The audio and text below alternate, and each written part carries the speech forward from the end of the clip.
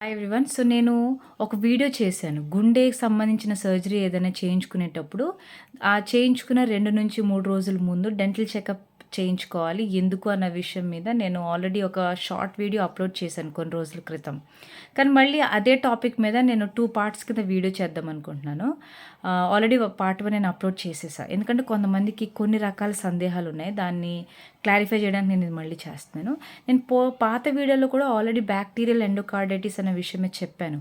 ఈ కండిషన్ ఎందుకు వస్తుంది అంటే, నోట్లో ఉన్నటువంటి ఇన్ఫెక్షన్ ఏదైతే ఉందో, ఆ ఇన్ఫెక్షన్ ద్వారా ఉన్నటువంటి బ్యాక్టీరియా హార్ట్కి అంటే గుండెకి బ్లడ్ స్ట్రీమ్ ద్వారా ప్రయాణించి అక్కడ మీకు ఇన్ఫెక్షన్స్ వచ్చే కాంప్లికేషన్స్ ఏర్పడతాయి. ఆ కాంప్లికేషన్ బ్యాక్టీరియల్ ఎండోకార్డైటిస్ అని అంటారు. స్పెషల్లీ కొన్ని కేసెస్లో స్టంట్ వేయించుకుంటారు మీరు. ఆ టైంలో కూడా ఇది ప్రోన్ టు ఇన్ఫెక్షన్ అనమాట. ఆ టైంలో తొందరగా ఇన్ఫెక్షన్స్ వచ్చేస్తాయి.